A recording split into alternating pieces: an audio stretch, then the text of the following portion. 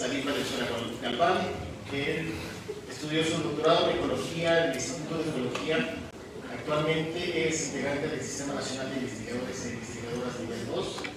Trabaja en el Centro de Investigación en Biodiversidad y Conservación de la Universidad Autónoma del Estado de Morelos. Fue director de este centro y de la Reserva de la Biosfera de la Sierra de Huautla del 2008 al 2014. Es socio fundador y presidente de Biotopía. Es integrante del Cuerpo Académico de Ecología Evolutiva de la Alianza Nacional para la Conservación del Jaguar y del Grupo de Especialistas en Conservación de Carnívoros Pequeños de la Unión Internacional para la Conservación de la Naturaleza. Fue editor asociado de la revista Animal Conservation, de la revista mexicana de biodiversidad de Urban Naturalist, y actualmente es editor asociado de Animal Conservation and Biodiversity. Ha titulado cerca de 38 estudiantes bajo su dirección, 27 de licenciatura, 8 de maestría y 3 de doctorado. Es catedrático de la Facultad de Ciencias de la UAM y de la Maestría de Biología Integrativa de Biodiversidad y Conservación del CIVI. Actualmente cuenta con cerca de 70 publicaciones científicas y la línea de investigación que el doctor Valenzuela Galván maneja es Ecología y Conservación de Mamíferos Carnívoros y Dendrópicos. Demos la bienvenida al doctor Valenzuela Galván.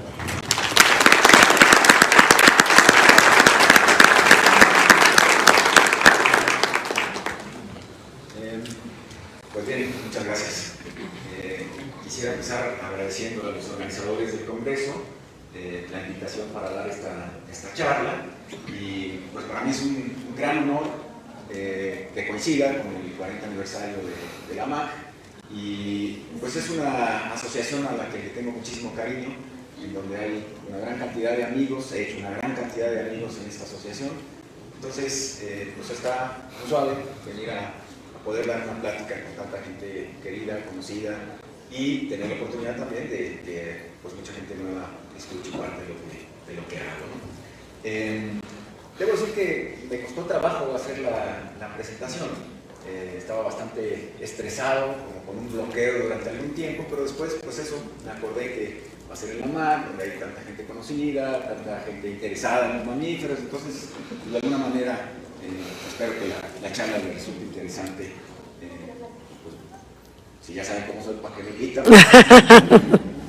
Bueno, empezaré brevemente, nada más señalando algunas precisiones respecto a este tema de los mesocarnívoros.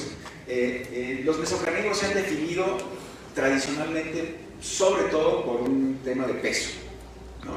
Y en este asunto del peso hay como diferentes umbrales a partir de los cuales se considera que ya no es un mesocarnívoro o que sí es un mesocarnívoro. Ahí pueden ver ustedes algunas de estas cifras. Bueno, esta cosa está funcionando muy bien, pero voy a utilizar las pantallas y demás, ¿no?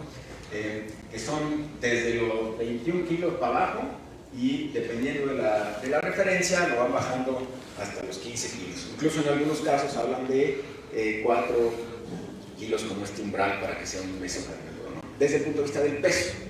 Pero pues en ese contexto hay una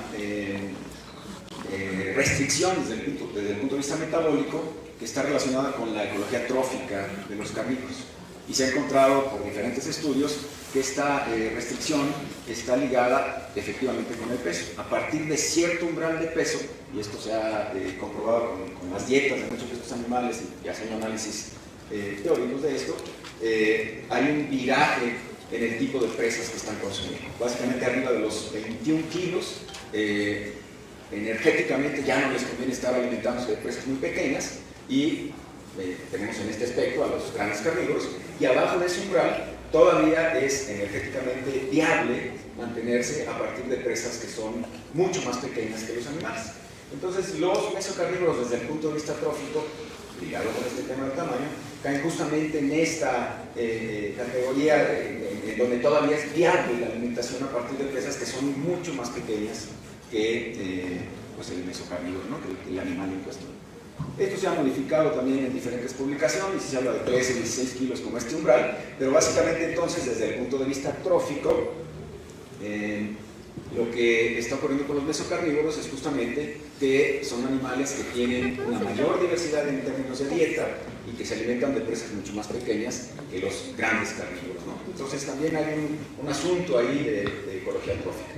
Eso también nos posiciona, por el tema del tamaño y el tipo de presas que están consumiendo, en una situación de cierta vulnerabilidad ante los grandes carnívoros, que pueden depredarles y que de alguna manera les están regulando. Entonces también se habla justamente de que los mesocarnívoros tienen en las redes tróficas una posición intermedia, que también habla de esta situación meso en las redes, y que son regulados por los grandes carnívoros, al grosso modo en términos poblacionales, ¿no?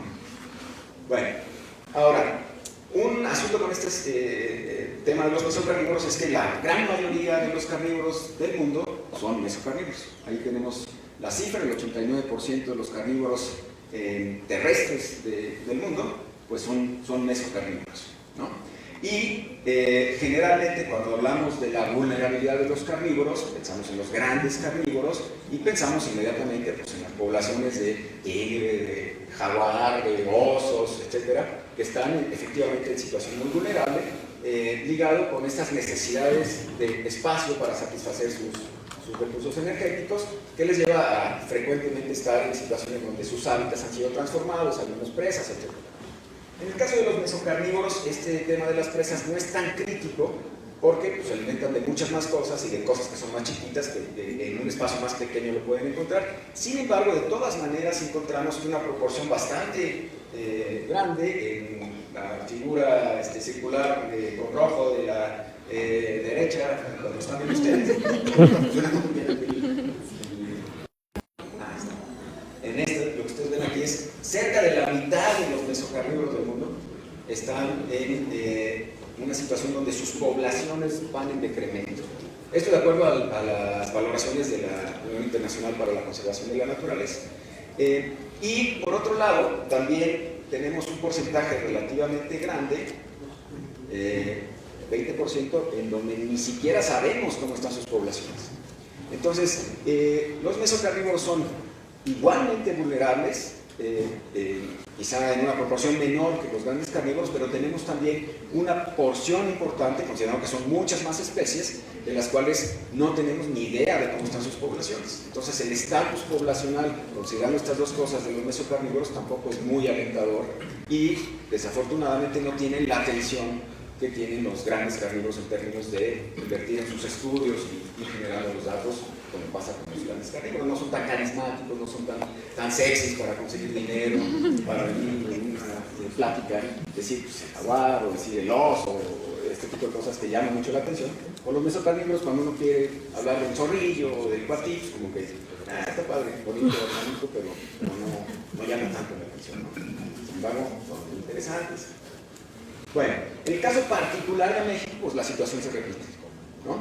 También tenemos cerca del 85% de los carnívoros terrestres en esta categoría de mesocarnívoros y la situación poblacional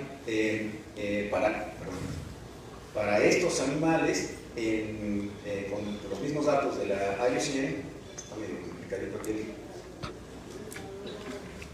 Bien. Ahí. Para solo los mesocarnívoros presentes en México, pues ya lo ven ustedes, más de la mitad están en una situación con poblaciones en decremento, ¿no? Y esos mesocarnívoros presentes en México, a nivel de especie, hay que recordar que muchas de estas tienen rangos más grandes que solo México, muchos se consideran en ese sentido pues, libres de riesgos poblacionales. Sin embargo, cuando vemos esto en la norma oficial mexicana, donde se tiene más información local, pues hay una gran cantidad de estos mesocarnívoros presentes en el país que están en alguna categoría de vulnerabilidad o que subespecies de la especie están en categoría de vulnerabilidad, pero algunas de esas subespecies de esa especie pues son exclusivas de México. Entonces hay una porción importante de los mesocarnívoros presentes en nuestro país que están en un riesgo importante y en algunos casos no tenemos las herramientas, la información necesaria para poder definir correctamente su estatus de conservación, ¿no? Y para la gran mayoría de estos mesocarnívoros en México se citan como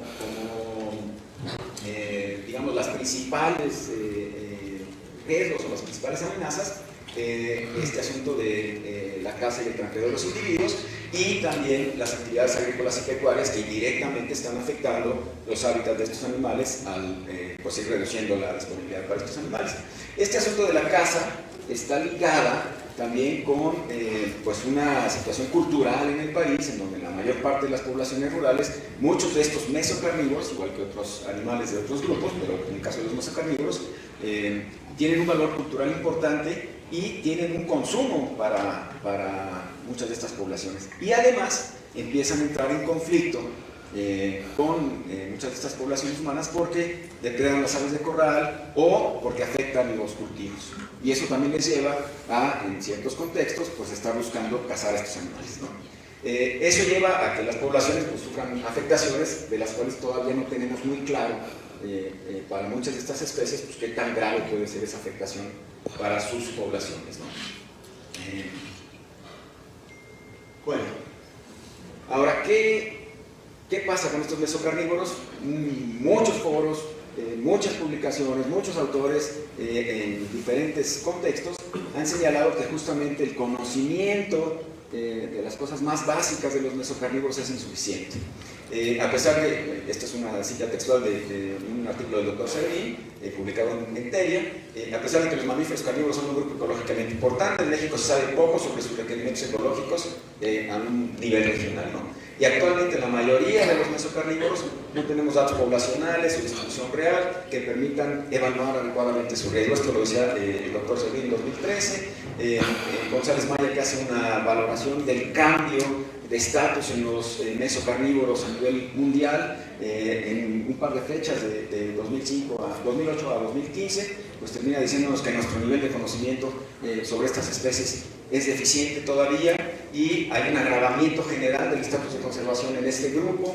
En el 2020, muy recientemente, en esta editorial de Canadian Wildlife Biology and Management, este autor Brooks titula la editorial "Necesitamos más investigación sobre los mesocarnívoros", ¿no? Y en una publicación relativamente reciente que compila muchos datos sobre carnívoros medianos o pequeños del mundo, estos autores, Dolin y San, que son los Dolin, San y coautores, que son los editores, pues justamente nos dicen esto, ¿no? Que hay necesidad de priorizar más estudios sobre los mesocarnívoros y de invertir en investigación en ellos, particularmente de aquellas que están pues, más amenazadas, ¿no? Entonces, pues esto nomás como hago en este plan de acción para la conservación de pequeños felinos, pues por ejemplo en el caso de los pequeños felinos en particular nos dicen a la fecha, no se cuenta, 2018, a la fecha no se cuenta con un censo que permite identificar qué pasa con el ocelote en el país. No hay estimaciones de densidad para el tigrillo, o no hay suficientes estimaciones. Hay pocos estudios sobre la abundancia de jaguarú, ¿no? Entonces, por todos lados nos están diciendo los diferentes autores que es un grupo poco estudiado y del cual necesitamos más información para poder justamente evaluar adecuadamente el estatus de su conservación en México en particular y en el mundo, ¿no? Bueno, ahora, ¿qué sabemos relativamente bien de ellos? A partir del uso más extendido del fototrampeo, hemos incrementado muchísimo el nivel de conocimiento de algunas cosas en particular, porque el fototrampeo pues, nos permite hacer muchas cosas vinculadas con esto, ¿no? Por ejemplo, temas de riqueza y composición de las comunidades, pues a partir de que tenemos las cámaras podemos sacar muy rápidamente esa información para muchas localidades. Los pósters que se han presentado aquí, muchos tienen que ver con esa información, ¿no? Y se ha generado de esa manera. De distribución, por ejemplo, hemos avanzado muchísimo y la literatura reciente para el país está llena de nuevo registro para tal especie, nueva localidad de ubicación para tal especie, porque justamente la evidencia fotográfica del fototrampeo nos permite decir si está presente en este lugar, ¿no? Y a partir de esa información del fototrampeo, en ciertos contextos, dependiendo del diseño de muestreo, pues podemos llegar a generar algunas cosas adicionales, como puede ser patrones de actividad, analizando esa información, tenemos suficientes datos, abundancia, por lo menos en términos de un índice de captura, y en algunos casos se puede extrapolar esto con análisis correspondientes a temas de densidad y del tamaño poblacional, y analizar algunas otras cosas de las interacciones de estas especies con el entorno o con otras especies, ¿no? Que tienen que ver con este asunto de coexistencia a partir de la segregación del nicho temporal, particularmente porque es la información que más fácilmente se consigue con las fototrampas. El tema espacial está un poco más limitado y el tráfico, pues con las cámaras no hay modo, ¿no? Salvo que tengan algún diseño muy específico sobre una planta o alguna cosa por el estilo, ¿no? Pero es más complicado. Ahora, ¿qué no sabemos? Suficientemente lejos. La lista es mucho más grande, desafortunadamente. La diapositiva está fea, pero está fea porque la situación está fea, ¿no? Entonces, por ejemplo, de áreas de actividad tenemos muy poca información y para muy pocas localidades. Las áreas de actividad son muy plásticas, dependen mucho de las condiciones particulares de una localidad en términos de su disposición de alimento, etc. Entonces, tenemos muy poquitas ubicaciones donde tenemos áreas de actividad. De la dieta tenemos relativamente poca información y muy poca sobre su variación geográfica. La dieta nos permite además hacer muchas más cosas una vez que se pueda compilar toda esta información y que se vayan haciendo las conexiones necesarias, porque nos permite estimar mucho de su papel ecológico. En el caso de los mesocarnívoros, que tienen una dieta más diversa, tienen un papel muy relevante, pero no sabemos qué tan relevante ni qué tanto pueden estar contribuyendo a, por ejemplo, fenómenos de restauración de la vegetación o mantener la estructura de la vegetación con la dispersión de semillas. No sabemos cuál es el papel específico que pueden tener en esto, ¿no? Y desde luego la regulación de poblaciones presas pequeñas que consumen, pues tampoco tenemos mucha información, en parte porque no conocemos qué están comiendo a detalle y en parte porque tampoco sabemos muy bien el estado de esas poblaciones de presas y la variación en torno a esto, ¿no? Entonces nos falta por ahí. De segregación espacial y trófica va empezando a haber más estudios de esto, pero todavía es insuficiente. Comportamiento y conducta muy poquitos, hay una revisión reciente que salió sobre eso y hay muy poca información. Genética poblacional va aumentando bastante. Aquí tenemos uno de los especialistas, a Jorge, que ha trabajado mucho con esto también, para muchas especies, pero todavía es insuficiente el nivel de conocimiento. Y estos estudios, por ejemplo, nos han llevado a esta pues, explosión de nuevas especies, que también en el caso de los mesocarnívoros ha ocurrido, ¿no? Que de vez en cuando salen artículos en donde lo que consideramos que era una especie, de repente ya son 4, porque la genética nos está indicando que hay esas divergencias. Pasó recientemente con los espilogales en el país y así ha pasado con otros grupos, ¿no? Y en Mesoamérica pasó, en Sudamérica pasó, por ejemplo, con Venezuela, etc. Entonces, esos estudios nos van a ayudar también a conocer mejor la diversidad e identificar estos, pues, como espacios de evolución peculiar, ¿no? Para estos animales. Tendencias poblacionales, sería importantísimo tener esta información y tenemos muy pocos estudios que tengan un corte longitudinal en el tiempo que nos permitan darle seguimiento a las poblaciones. Por ejemplo, en las sumas se supone que parte de lo que se hace pues, es dar un seguimiento poblacional, pero las sumas operan bajo una lógica distinta y mucha de la información que está en las sumas es pues, muy difícil de accesar, ¿no? Aquí tenemos una de las investigadoras que estuvo encargada de la evaluación del funcionamiento de las sumas y corrígeme si me equivoco, Sonia, pero esa información es muy difícil de conseguir y en muchos de los casos pues no la tenemos a la mano como para decir estas poblaciones van bien o estas poblaciones ya van para el hoyo, ¿no? No sabemos cómo está pasando eso, ¿no? De valoración y uso de percepciones, como está ligado justamente con esto que le mencionaba hace un momento, de cuáles son las causas principales de amenaza para las especies, hay muy poco trabajo. La etnobiología ha trabajado con otro tipo de cosas, pero en el caso específico de los mesocarnívoros generalmente es una cosa más de corte descriptivo, si consumen o no consumen, pero hay muy poco cuáles son, por ejemplo, las tasas de aprovechamiento en diferentes lugares de algunas de las especies. Entonces eso falta hacer. Y este tema de los conflictos también es algo que empieza a trabajarse mucho más, pero generalmente está enfocado en los grandes carnívoros, porque pues, son más impactantes económica, socialmente, en términos de los conflictos con las poblaciones humanas, pero los mesocarnívoros afectan a los cultivos en prácticamente todo el país, y hay algunos en particular que son identificados por casi todas las poblaciones en el país como los villanos principales en el daño, por ejemplo, al maíz, como puede ser el caso del mapache o del cuatí, y hay poca información sobre esto y poca información para tratar de definir cómo contrarrestar estos conflictos y transitar hacia un escenario más de coexistencia con ellos. Sobre enfermedades y parásitos, pues es algo que también empieza a ser cada vez más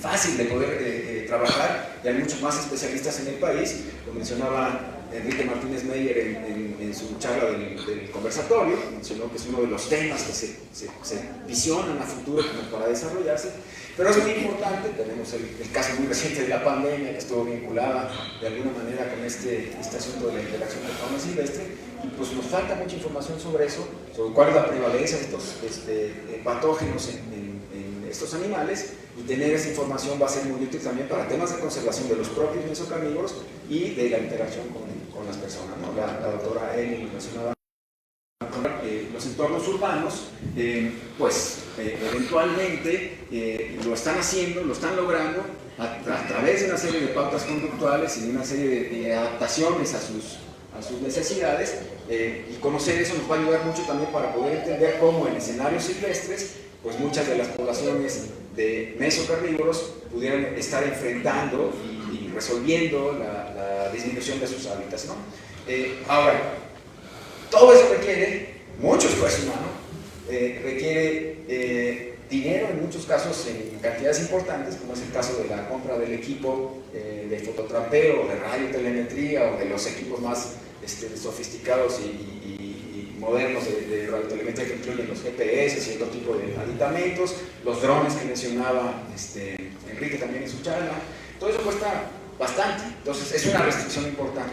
Hay que en algún momento encontrar alternativas de cómo transitar a conseguir ese tipo de fondos, ¿no?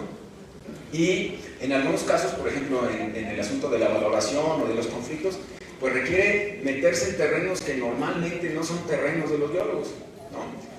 Más en el trabajo social, interactuar con otras disciplinas, que no suele ser fácil. Y el trabajo con las comunidades a cierto nivel es muy fácil, pero ya cuando se trata de averiguar cosas de este tipo, pues si uno no tiene la experiencia, pues no está tan fácil, ¿no? Entonces hay que tener esa cercanía con gente que tenga experiencia en esas disciplinas, como pasa en el caso de la sanidad vegetal, de la sanidad animal, en donde necesitamos pues, la compañía cercana de los veterinarios, ¿no? Entonces, bueno, esto sería, a grosso modo, desde mi perspectiva personal, pues, qué tanto nos está faltando y por dónde podríamos estar encontrando pues, huecos que tenemos que llenar, ¿no? Desde luego, el asunto de las sumas a mí me parece que es súper importante. En algún momento tendríamos que encontrar la manera de sí poder estar evaluando qué está pasando con las sumas, si están contribuyendo o no efectivamente bajo el modelo que se origina a la conservación de la diversidad biológica, y cuál es el peso potencial que puede tener la conservación de los mesocarnívoros, no solamente dentro de las áreas naturales protegidas, donde ya sabemos que hay cosas que están funcionando y cosas que no están funcionando, pero específicamente en el caso de las sumas, porque además allá hay aprovechamiento y ahí podemos obtener información desde el punto de vista de tendencias poblacionales, ¿no? Faltan programas de investigación que estén enfocados directamente a los mesocarnívoros, hay muy poco sobre ellos para eso, y síntesis de lo que sí tenemos. Eso también es algo que ayuda muchísimo. Pues ahí tenemos información, pero no hemos hecho el trabajo sintetizar. Aquí solamente les pongo 3 síntesis recientes, una sobre estudios etológicos, sobre percepción y uso de los mamíferos, y sobre Nefiti en particular para el caso de América, en donde se compila muy buena parte de la información que se conoce, ¿no? Entonces, pues bueno, ahora, así como sugerencias, dudas, a ver si la AMAC está por ahí en el de poder. Los permisos de colecta cada vez se complican más. Es una pesadilla burocrática y cada vez se tardan más. La última vez que tramité mis permisos de colecta, invertí 4 meses de espera en idas y venidas para que me dieran los permisos. Y duran 1 año. Entonces, al término de todo ese rollo, ya estoy otra vez tratando de conseguir los permisos. Anteriormente había unas licencias que tenían una duración mucho más grande, ¿no? Entonces, ¿qué tanto se podría presionar como AMAC para que esa gestión pues fuera más expedita o más atropellada? Si no tienes el permiso, te metes en un lío si estás colectando. Entonces hay que atender ese asunto.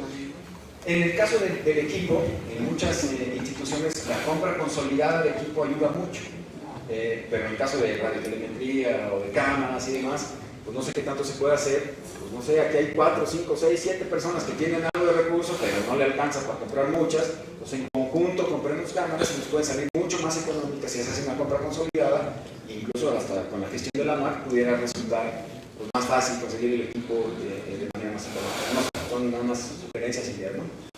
Y este asunto de los proyectos multiautores. Por ejemplo, tenemos el caso relativamente reciente de Sonosops, donde una compilación de toda la información de ecolocación de murciélagos, para el país, y se llegó a tener una gran base de datos colectiva, toda la gente que está trabajando eso en el país, que va a tener un potencial impresionante de impulsar la investigación. Para muchas de estas cosas, la información que nos falta, compilar toda esa información que está existente en el país ayudaría mucho. Pero pues está este tema de la multiautoría. A mí, francamente, no me importa mucho qué nombre le pongan al autor principal o quién va a ser el correspondiente, pero si sale la información está padrísimo, porque finalmente es algo que le va a servir a todo el mundo. Entonces, son algunas ideas, ¿no? Nada más. Bueno, y ya pasando esta primera parte de la charla, pues más bien ya les voy a platicar, ahora sí ya me meto más en terreno más cerquita, platicarles un poquito de algunas cosas en donde he estado a lo largo de todos estos años trabajando con mesocarnívoros en particular, ¿no?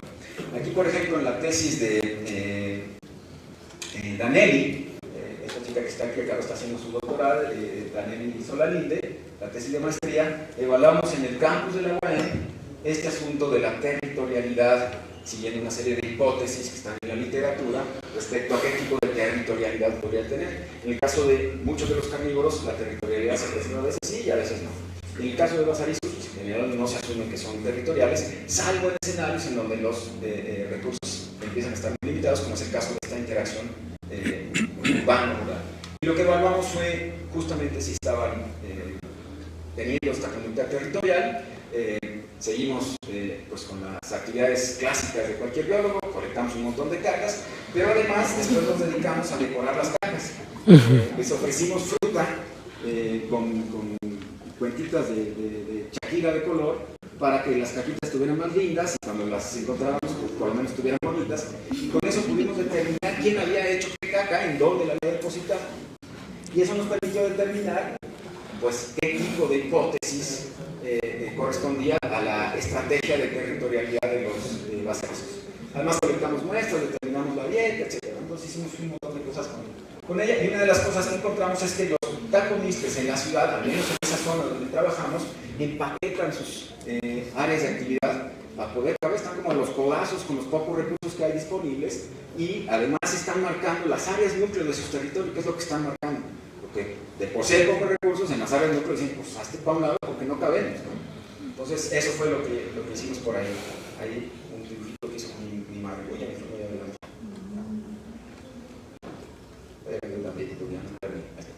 Un dibujito que hizo mi madre. Luego, en Sierra de Huautla, casi desde que yo llegué, terminando mi doctorado al Centro de Investigación en Biodiversidad y Conservación de la Universidad Autónoma de Estados Unidos, empecé a trabajar en la Sierra de Huautla, porque está perfectamente indicada con el trabajo de este centro, ¿no? Y pues el trabajo en el campo es lo que más disfruto yo. Me encanta estar metido en el campo. Ya la parte como de escribir los artículos y todo, como que esa ya es un poco más tediosa, ya no me gusta tanto, ¿no? Pero la parte de estar en el campo lo disfruto muchísimo. Entonces, pues para mí trabajar en este lugar ha sido fantástico. Ha sido, cada que salgo al campo, una experiencia que se disfruta, encontrar todo lo que está ahí, descubrir las cosas que uno va viendo ahí, no solamente de mesocarnívoros, sino otro montón de cosas. Por ejemplo, pues, es un sitio, toda selva seca es súper contrastante, secas es completamente distinta que lluvias, tenemos elementos como por ejemplo cactáceas, también tenemos los agaves que están ahí metidos, que de repente uno no pensaría en una selva encontrarse este tipo de cosas y no se las encuentra. Y todo eso genera un montón de estrategias y de adaptaciones importantes, muy interesantes, en la biota que está presente en estos lugares. En el caso de los mesocarnívoros, pues también tienen una serie de estrategias para vivir en este tipo de ambientes, y es parte de lo que hemos estado estudiando. También, pues efectivamente usamos fototrapeo. Ahora ya tenemos una base de datos gigante que tiene más de 60.000 registros fotográficos, en donde tenemos información de montones de animales que van saliendo en las cámaras, pero particularmente en el caso de los mesocarnívoros tenemos muchos registros y estamos aprovechando mucha de esa información para generar distintas cosas, ¿no? En el caso, por ejemplo, del bicho que domina la comunidad de mesocarnívoros allí numéricamente es el tejón, seguido de la zorra gris, y después hay otros, ¿no? Pero en el caso particular de los felinos, el felino más abundante, por mucho de todos los que están presentes en Sierra de Huautla, es el tigrillo. Y pues nos metimos a estudiar tigrillo. Este es el trabajo de la tesis de doctorado de Florieli Castro Campos. Es una codirección con el doctor Chávez, ella está estudiando su doctorado en la UAM, y justamente nos enfocamos a hacer un estudio ad hoc en términos del diseño para el tigrillo, para poder justamente generar la información necesaria en términos de población y qué está pasando con el tigrillo a lo largo de varios años en esta localidad. Puedo decirles, presumiendo, que tenemos una población de tigrillo muy abundante. Es una población reproductiva, probablemente es una de las poblaciones más abundantes de tigrillo por lo menos en el centro del país. Pues hay mucha información que se está empezando a generar, más o menos eso fue lo que se hizo. Ya se tiene información sobre los patrones de actividad, la ocupación en términos de la proporción de cámaras en las cuales se está registrando es muy alta para este tipo de especies.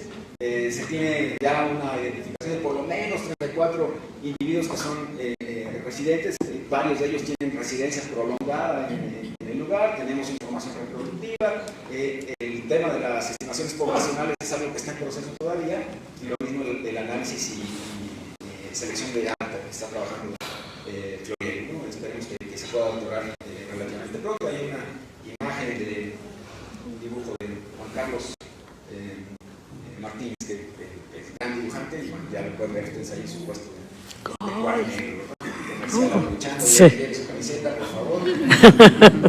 Bueno, justamente Juan Carlos está haciendo su tesis, no solamente se dedica al business, sino también está haciendo su tesis de maestría, y pues se metió a chambear con los zorrillos, escogió el tema apestoso de los zorrillos, ahí va generando la información, también está en proceso de poder llegar a titularse.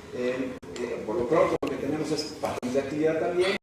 Vean ustedes la cantidad de registros, tenemos más de 200 registros para 2 de las especies, cerca de 100 para el más chiquito de los zorrillos, están por todos lados, y el proceso que falta de análisis es justamente el tema para tratar de evaluar justamente un montón de cosas de cómo estaban cambiando los grupos, porque la respuesta es exclusiva de cada especie, no todas responden de la misma manera, hay algunos que les va muy bien, hay otros que les va muy mal.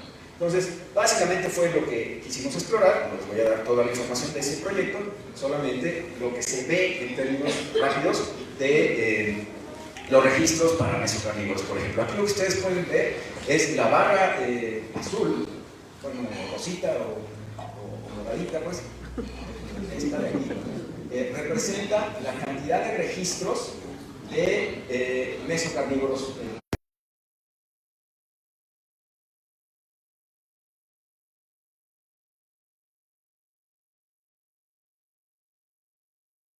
De los de mesocarnívoros domésticos, y desde luego aumenta de manera muy importante el de vacas y demás cosas de este tipo, ¿no?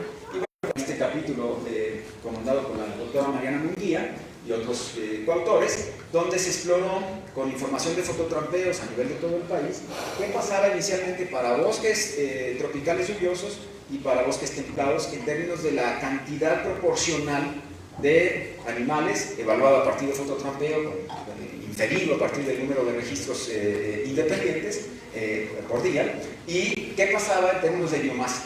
Y básicamente lo que vemos es que el patrón es muy llamativo. Esto que ustedes ven aquí es fauna silvestre, y esto que está en azul es la fauna doméstica, ¿no? En los tres ambientes, desde el punto de vista de la biomasa, domina de manera brutal la biomasa de animales domésticos. Numéricamente no es tan contrastante el asunto, ¿no? Y esto pues, lo referimos de nuevo al caso específico de Sierra de Huautla, y ven ustedes lo que pasa. Y acá tenemos este contraste específicamente para los mesocarnívoros y los mesodepredadores. Entonces, nuevamente, lo que está pasando con la transformación de los ambientes es que estamos pues haciendo que estos ambientes sean dominados numérica y sobre todo en términos del secuestro de energía que está ocurriendo en estos ambientes por fauna doméstica. ¿Qué consecuencias puede tener eso para los mesocarnívoros? Está por verse, porque los mesocarnívoros, a pesar de que en ciertos contextos se puede argumentar que pudieran tomar un papel equivalente al de los grandes carnívoros, pues realmente no tienen la capacidad real de estar controlando este tipo de cambios, ¿no? Y son más afectados por este tipo de cambios. Entonces, bueno, eso se los dejo nada más de reflexión porque está bien fea la cosa. Bueno, y con este asunto de las percepciones, en la tesis doctoral de Víctor Hugo, justamente exploramos, por un lado, qué pasaba con el escenario de los conflictos con fauna silvestre. Hay una gran cantidad de conflictos con mesocarnívoros, donde básicamente está pasando el mesoconflicto porque afectan aves de corral y porque están afectando cultivos, y hay pocos estudios sobre ese tema. Por ejemplo, esta es una nota de estas que salen a veces en los diarios: plaga de mapaches está acabando con el maíz en Cosulapa, en algún lugar ahí en Veracruz, ¿no? Pero bueno, lo está haciendo, ¿no? Finalmente. Ahora, nos metimos en la tesis de este muchacho a evaluar justamente en Sierra de Huautla qué pasa con el daño que están ocasionando. No voy a explayarme demasiado en esto, pero básicamente es el daño que perciben es muy grande porque están afectando aquello de lo que viven, ¿no? Pero cuando ya se cuantifica ese daño, lo que vimos en el caso de 3 ejidos, 30 campos de cultivo, es que ese daño no es tan grande. Estamos hablando de relativamente poco, 1.65 y 6.44% de las plantas y las mazorcas respectivamente. Entonces no es tanto el daño, pero se percibe como un daño muy grande porque digo eso, ¿no? Y además están atribuyéndole más daño del que está causando a los mesocarnívoros cuando una proporción muy grande de ese daño está causada por viento. Entonces no están identificando bien qué está pasando ahí con el viento, y además tienen sus preferencias. Aunque el venado es un animal que está causando una porción importante del poco daño al maíz, pues lo quieren más. Entonces no le echan tanto la culpa, pero el cuatí es el villano de la película al que le echan más culpa. Pero ven ustedes los datos. En el caso de las mazorcas, el 34% del poco daño de las mazorcas fue por venado y 27% de tejón. Y en el caso de las plantas, casi todo fue por viento, y sí, el tejón fue el segundo más importante. Y además encontramos que esto estaba en función de la ubicación de las parcelas. Y mucho de lo que vimos fue justamente que aquellas parcelas que están más alejadas de los pueblos, más alejadas de ríos y arroyos, y particularmente más cercanas a la vegetación, cuando también más alejadas de los poblados, estaban siendo las más afectadas. Para el caso de los tejones en particular, sobre todo las que están pegaditas a la vegetación, y para el caso del venado, sobre todo aquellas que están lejanas a los poblados. Lo cual tiene sentido, ¿no? Porque los animales se van a meter a comer el maíz en donde haya menos riesgo de que le vayan a pegar un plomazo al animal. Pero eso nos lleva a poder sugerir a la gente: oye, pues si vas a poner tu cultivo en esa zona, tratemos de hacer algo concretamente en ese cultivo para que no tengas tanto daño o se minimice el daño que tengas, y en otros lugares ese daño no va a ser tan grande, ¿no? Bueno, luego, pues ahora, brevemente, la tesis de doctorado de César Rodríguez, ¿no? César Rodríguez básicamente se enfocó a estudiar 2 mesocarnívoros en un bosque templado. Es una codirección con el doctor Jorge Servín. Sacó un trabajo espectacular, una cantidad de resultados muy impresionantes, y básicamente está enfocado todo su trabajo a evaluar la segregación espacial, trófica y temporal de estos 2 mesocarnívoros que son muy abundantes en todo el país, muy abundantes en la Michilía, y con ello estaba tratando de evaluar justamente cuáles eran las posibles arreglos en estos 3 ejes del nicho que permitían la coexistencia de estos animales. La cantidad de información que sacó César, créanme que es muy grande, tiene poco precedente en el país, y eso llevó a que salieran un montón de publicaciones, y además está, pues genera los datos de área de actividad, los datos de dieta en mucho detalle, los datos de movimiento de los animales, y además está evaluando ahora, un trabajo que está sometido y que esperemos que eventualmente se pueda aceptar, está evaluando con una metodología relativamente nueva, que se ha aplicado muy poco para carnívoros, todas las variables al mismo tiempo. La metodología que está utilizando César tiene esa ventaja que permite evaluar un conjunto de variables que son muy dispares en términos de su tipo de variable, pero con este análisis multidimensional, se puede estar evaluando eso, ¿no? Ya he encontrado unas cosas bien lindas con eso, ese trabajo está por salir, pero es una alternativa para poder evaluar este tipo de información de manera conjunta y nos permite de alguna manera ver pues, cuáles son las posibilidades de coexistencia a través de estas sutiles separaciones en estas tres dimensiones del nicho. Bueno, ya después de eso, ya casi no tengo tiempo, aunque empecé un poco tarde, ¿no?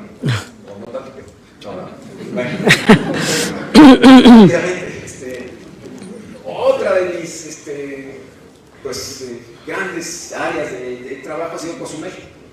Y no crean que porque Cozumel es el paraíso y voy a estar allá chambeando, ¿no? Fue una cosa meramente circunstancial, como mi tesis doctoral fue con cuatí, y en Cozumel hay un cuatí que es endémico, yo insisto que es cuatí endémico y no subespecie endémica, aunque la información para probarlo todavía nos falta, pero ya estamos en ese camino.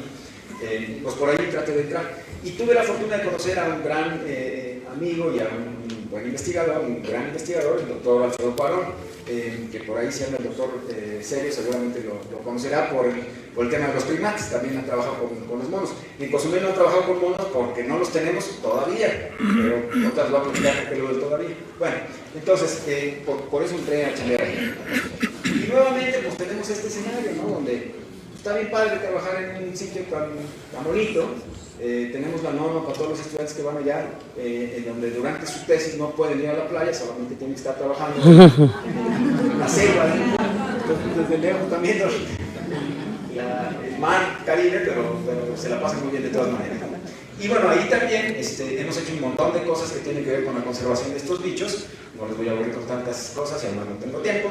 Esto es una imagen nada más que muestra todos los puntos de trabajo que hemos tenido en la isla. O sea, prácticamente hemos cubierto toda la isla con trampeos de distintos tipos, con fototrampas, recorridos en carretera, recorridos en pata, etcétera, ¿no? Para trabajar con estas dos especies, sobre todo. Ahí les muestro datos que tienen que ver con las cantidades de individuos que se han capturado con diferentes esfuerzos. Esta tabla muestra los datos numéricos de la cantidad de esfuerzos de diferentes tipos en diferentes fechas, no importa los datos, pero ven aquí la cantidad de individuos que se fueron capturando en diferentes momentos de este nicho, que es el mapache endémico, uno de los dos carnívoros endémicos que sí están reconocidos para el país, ¿no? Eso carnívoro. Y para el caso del bisote de Cozumel, los números son mucho menores. Con los mismos esfuerzos, las capturas son mucho menores. Así nada más de entrada, eso sugeriría que el tamaño de las poblaciones es mucho menor, y efectivamente hay información que lo apoya, ¿no? En el caso de, particularmente, Nazúa nelsoni, está este asunto donde me lo degradaron a subespecie a partir de un análisis de cráneos que tenía una muestra insuficiente para el caso de los bichos de ahí. Eran 5 cráneos contra 60 de Nazúa, 70 de Nazúa nárica, y en el análisis pues, no hay la robustez necesaria desde mi personal punto de vista para poder decir con contundencia es una subespecie. Pero nos lo degradaron, lo aceptaron así, y a partir de entonces lo hemos traído de esa manera considerado, a pesar de que yo insisto que tenemos que trabajar para y si no se puede demostrar, pues de todas maneras es un grupo que merece estudiarse de manera particular y conservarse de manera particular. Bueno, algo hice, ¿o me apagaron o no?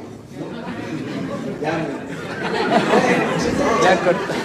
Es un poco radical. Bueno, esto fue la tesis también de César, pero la tesis de maestría, que casualmente también ganó el premio a la mejor tesis. La tesis del doctorado ganó el segundo lugar. Entonces, ahí hay una constante, que la constante por supuesto es César, no yo, César, y con César se clavó en estudiar esto. Y toda esta información que generó para esta especie, a pesar de que sabemos desde hace mucho tiempo, prácticamente de 1900, que es una especie endémica, hasta que me la degradaron a subespecie, pero de todas maneras endémica de México, no se tenía esa información, y César generó esa información, aspectos de dieta, uso de hábitat, patrones de actividad, etc. Y además lo conectó con una propuesta concreta de conservación. Salieron todas estas cosas, acaba de salir recientemente, que tiene que ver con el caso de la dieta, información no conocida previamente para este nicho.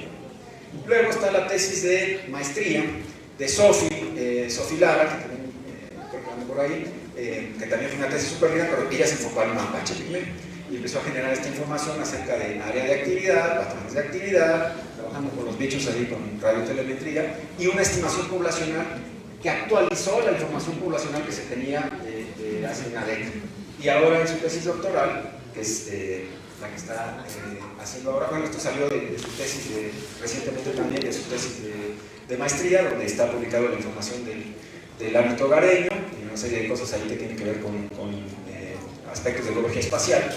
Y ahora está trabajando su tesis doctoral en una codirección con el doctor Alberto González, aquí presente, y pues estamos muy contentos porque el trabajo que está haciendo Sofi también está súper lindo.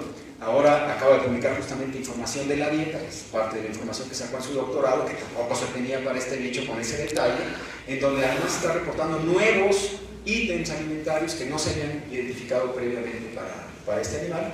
Y esto pues, nos ayuda mucho para entender, y no solamente hizo eso, sino también exploró la disponibilidad de los recursos y cómo puede estar afectando, ¿no?, la variación espacial de los bichos en Cozumel, que están muy concentrados en la zona de manglares, y que puede estar pasando con la disponibilidad de recursos y por lo tanto con la población.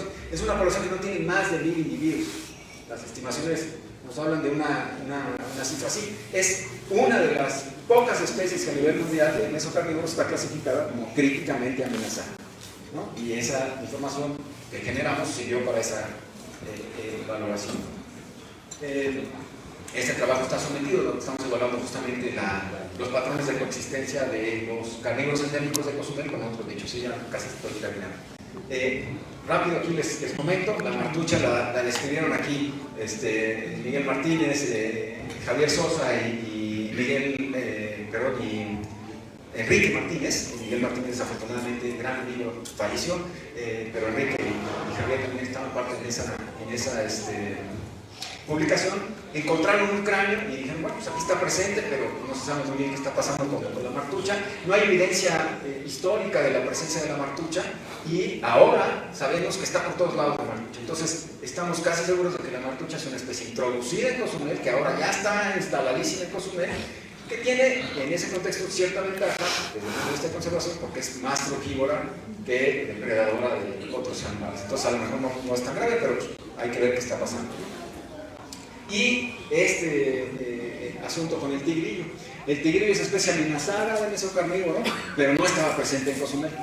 Y fue introducido a Cozumel, no sabemos exactamente la fecha de la introducción, pero también no hay nada de información histórica, y ahora está por todos lados. Entonces hemos llamado a esto que es una paradoja de conservación.